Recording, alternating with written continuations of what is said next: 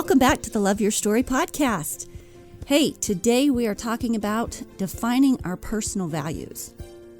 Okay, what does that have to do with story, you might be asking? But it actually has a lot to do with story. Number one, because it helps you define how you want to live and create your story.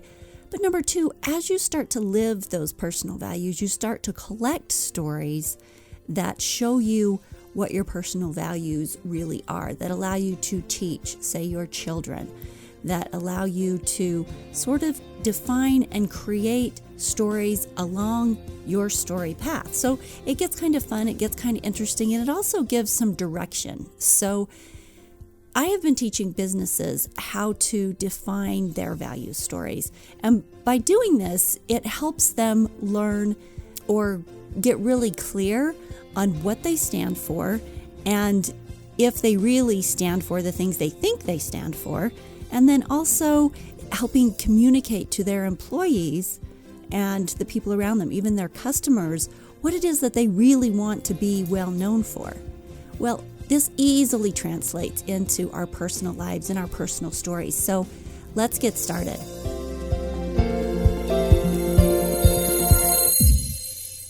Stories are our lives in language. Welcome to the Love Your Story podcast.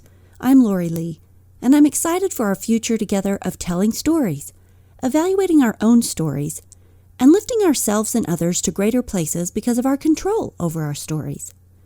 This podcast is about empowerment and giving you, the listener, ideas to work with in making your stories work for you. Story power serves you best when you know how to use it.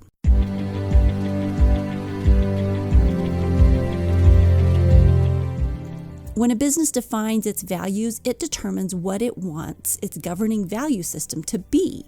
Now, this can end up being a lot of hot air. Sometimes it sounds good on a mission statement, or it can be something that the management and employees live by.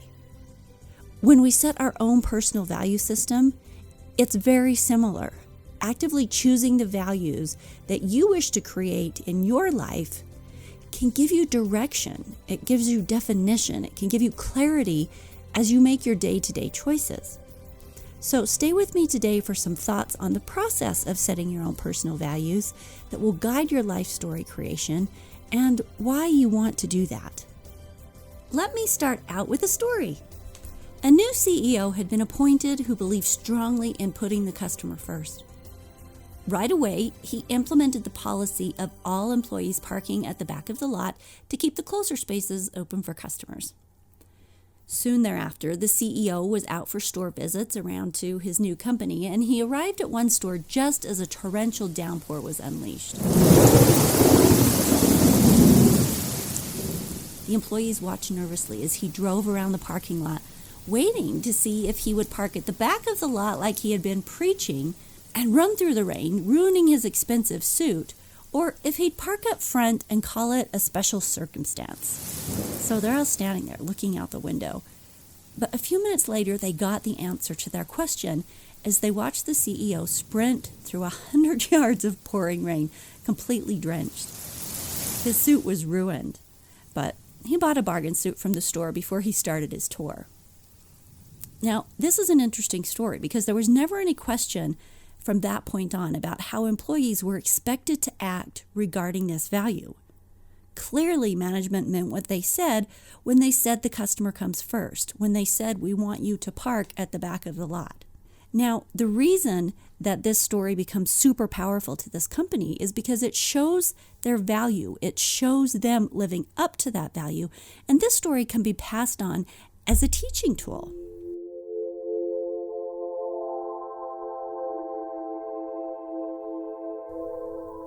When we as parents and adults set our own personal value system and then live according to those specific values, we basically do what this CEO did. We show our children and the world around us what we are serious about, the values we live by, and the values that we expect those under our tutelage to live by. We start collecting those stories when we're actually living them. So early in my first marriage, we sat down and we created a family motto, things that we stood for, ways of living that were important to us. We made a chart. It was like a mission statement that you might see in a business. And we put it up so that we could refer to it often. I found it later after it kind of had run its course and remembered, oh yeah, we did that. But for a while, it gave us some direction. And one of the values that I had put on it was that I wanted to impart to my children an appreciation and a love for the outdoors. I wanted to leave a legacy of a love for the land because it was something that had always been important to me. Outdoor recreation, out in the mountains. It was a space where I had found peace, beauty, recreation, spiritual connection, really, really formative to my life. And that was a value that I wanted to pass on to them, a stewardship for the land. I proceeded through their young lives to take them into nature, to teach them to camp and to hike and to bike and to ski and to canoe and to pick up trash. This was one of many values that we espoused in our family, and we lived it. What have been the values that have been most important to you and the story/life that you wanted to create, that you want to create? Do you know them offhand? Have you ever stopped to think about what are my values? And this isn't a broad sense. This isn't a broad statement of I believe in being kind and good and honest and true, chaste, benevolent, virtuous, and in doing good to all men. This isn't about the broad swipe of every possible thing we could do. This is about specifically to you coming up with a list. And it doesn't have to be a long list. We'll talk about this a little more.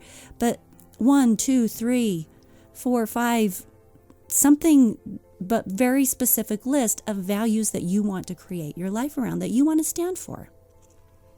Now, when I sit down with businesses and we start the discussion of values and value stories, we start exploring how this is actually taking place within the business now. So if you say that customer service is your priority, then I'm going to ask you, do you have any stories that show you and your team giving exceptional customer service? If you don't, maybe that's not really one of your values. Think about it. It's the same thing in our personal lives. If you say being honest is really important to me, that's something I really stand for. But then as you think back, there aren't really any exceptional stories of places where you have chose honesty over sort of fudging a little bit, then maybe you're not really living it the way that you think you are or that you actually want to. So these are just thoughts, things to consider. The good news is that even if you're not currently coming up with stories about that value and you want that value to be one that you focus on, you can just start today with this value in mind. So start where you're at with what you've got. Now, let me get into the meat of today's discussion. What are your personal values? Have you ever taken the time to define them, like we just said, and base your story around? And if you have, what are they? And if you haven't, could you put the podcast on hold for a minute and maybe jot down what you think your top 5 personal values are? Another angle to kind of maybe decide what these might be would be, what do you want people to say about you at your funeral? What do you want your life to have stood for? Were you the one that was always making others laugh? Were you always comforting someone? Were you known for your honesty or your kindness, or was hard work your mantra? Did you really focus on living joyfully? Was virtue something that was important to you? So put that on pause, think about it, think about which stories you might have in your life of really significant things that you've done, and see if this is something that you've already figured out or something that could use a little bit of work. Today's discussion is to get you thinking. If you're going to plan your life story on purpose, which we're always talking about, you have the control to do this, to create your life story on purpose, you've got to have guiding principles, values that help you know what you stand for and guide you as you try to live the life that you want to create. Our children also need this clarity from us. Most of us, I dare say, probably leave it a little undefined. We know that we want to be good people, we know what good values are, but we haven't really defined those specific ones that we want to define us. But the power in defining a set of specific personal values comes in handy when tough situations arise. Like the CEO in the rainstorm. He knew he wanted to put customer service first. So when it came time to make the decision of where to park, he already knew where he stood on the issue. He didn't have to sit there and drive around thinking about what he was going to do. He knew the example he wanted to set. He knew the value that he wanted to stand by. And that made the answer to the question of what to do already answered. It reminds me a little bit of role playing with your kids. So, before they get in a tough situation, some of us have done this where, you want to prepare your kids for a peer pressure situation. So, hey, if your buddy offers you a beer at a party, what do you do? And the parent has made it clear that underage drinking is not acceptable as a family value. And then they help their children recognize what that situation might look like. And then they help their child learn how to navigate through it. The parent can often share stories in a situation like this of the value in action in order to teach and illustrate. So, for example, I shared with my kids when teaching the value of no drinking, I shared with my kids the story of me being in high school and watching my high school friends drink. And I remember specifically one Saturday night and us going up to the college, and they're all strung out on the floor at the parties, and they're making fools of themselves, and they're falling asleep, and they're throwing up on each other. And I just remember one Saturday night sitting there and being tired of being the only person who was coherent, the only person who could carry on an intelligent conversation, sometimes the only person that could stand up, and thinking, this is so incredibly boring, watching drunk people lay around and make fools of themselves.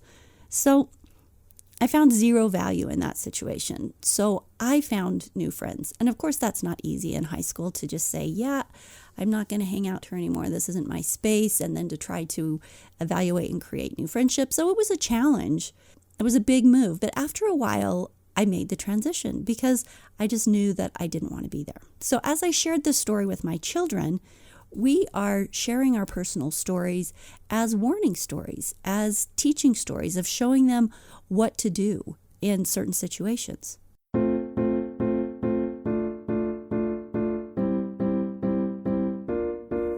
Stories of how we did the wrong thing can also be learned from. This is the power of story at work. Sometimes we use our mistakes and stories of that to show why you don't want to do something. But see, it's our stories that allow us to illustrate real life situations and to teach. They allow us to warn. They allow us to even take stock of ourselves. When a business defines its company values, this is the jumping off point for how they will treat others, how they will treat those inside the company, and what they will expect from themselves and those who work with them.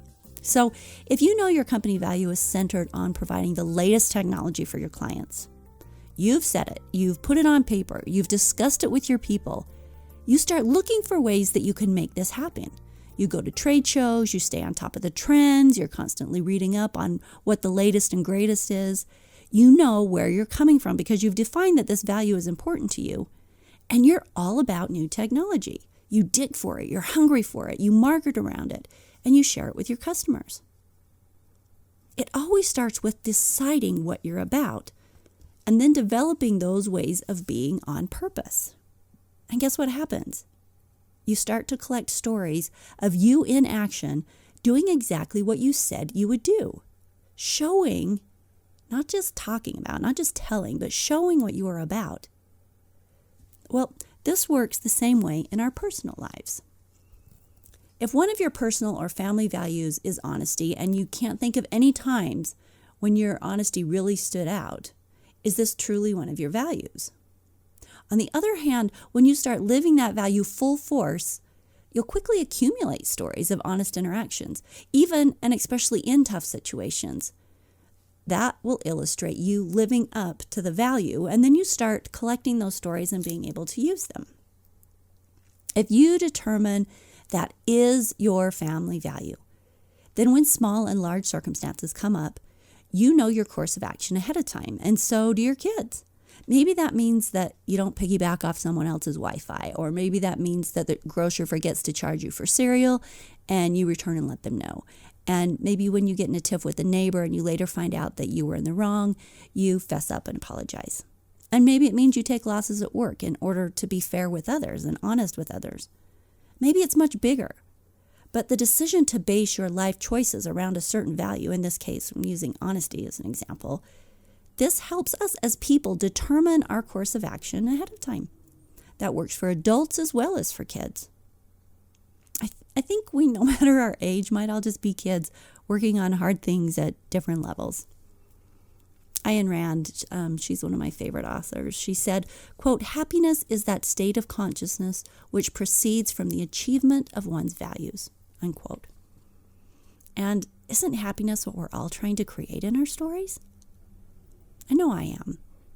I also know that when I'm not living up to my values and the things that I profess to believe in, that those are the times that I am definitely the most unhappy because I'm at odds with myself.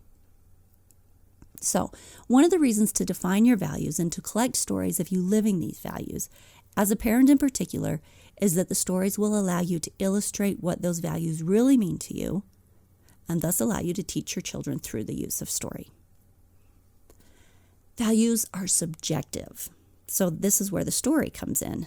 To one person, let's say integrity means doing what his boss or his parent or authority figure tells him to do. To someone else, integrity might mean saying no when it doesn't feel right, even if it costs you your job or your good standing or your relationship.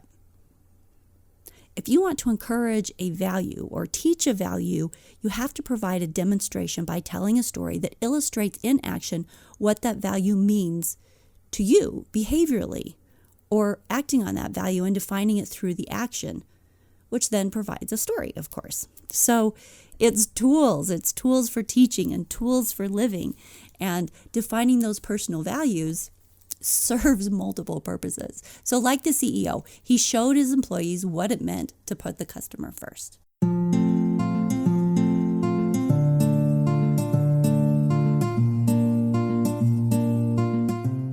One of the values that I felt was important to teach my children was that of service and thinking of others rather than themselves all the time, which, we have a really selfish culture and a selfish world that we live in. And so I think any time that we can reach out and teach our children and push ourselves to think and to serve others, that we do tremendous service to developing their character. This is, of course, an ongoing process, but from the time that my kids were quite young, we would embark on service projects because this was a value to me that was very important as a way to live, but also as an important way that I wanted to bring them up to develop who they were, an important character trait. So, some examples. Once we created a group called the Secret Service Agents. This was when they were younger, and it seemed kind of fun to go around and do a secret service for people in our neighborhood. And we'd go out and we'd haul in people's garbage cans, or we'd rake leaves. And that lasted for just a couple months before we ran out of things to do in our neighborhood. But it was a start, right? And then we would look to community service spaces that we could get involved in. So we'd work at the food pantry, filling bags or sorting bins. We'd walk dogs at the dog shelter. Then we started looking for people who were doing special projects, and we made pillows and blankets for refugees. We collected toys and clothes to send to the Philippines. We made hygiene kits by collecting and buying and sorting all the needed supplies and putting them together to send through this woman I knew who sent boxes back to the Philippines each year. We've walked around Salt Lake City and given burritos to the homeless through the Burrito Project. And we've sent cards to cancer patients through the Girls Love Mail Project. We've collected blankets for the homeless, books for charity, donated time to fundraisers for breast cancer and Relay for Life. We've painted garbage cans in Yosemite, and we've helped with Eagle Scout projects. Do my children know how to do service? I hope so, because I put a lot of time into it. Do we have stories? Absolutely, we have stories. We've got a few fabulous stories, and we've also got a list, the one that I just read off, that makes me feel like I did okay as a mom, helping my kids learn through action to think outside their own needs. Did I show my kids I was serious about service? Every time I proposed another service project, they knew we were about doing good in the world. It was a value I put into action. And how did I do that? How did I remember that? Because I knew that was a value that was important to me. So here's the recommendation. We'll talk about some steps. Number 1, define the top 3 values that you want your life story to include. 3 things that you want to be known for. 3 things that you want to pass on to your children or your grandchildren. 3 things you would be proud to live by. Go ahead, pause the podcast and figure out what those 3 things are. Now, of course, choose as many values as you like, but I find if you choose too many that you get discouraged because, of course, there's hundreds of fabulous values that we should all be living up to all the time, but choose 3 that feel really important to you, 3 that you can get behind, 3 that you want to live around. And maybe if 3 is too many, maybe you choose 1 or 2. You decide. But having 1 or 2 things to really do a stellar job at, 1 or 2 things you're not going to compromise on that you're really going to live to, it might be the key to the most success. Okay, the second item is write them down. Put them on paper so that you don't forget, so that there's a reminder that you actually did this and that you have values you want to work on. Reread them, share them, hold yourself accountable. Maybe that's personal. Maybe it's with your family. If it is with your family and everyone is going to get involved and get on board with these values, you can all work to hold one another accountable as you share your successes and your stories and your family kind of focuses on these value spaces. The third suggestion is to start to live them with focus and fervor. Start looking for opportunities that allow you to live up to these values. And then naturally, you're going to start to collect the stories that show you in action.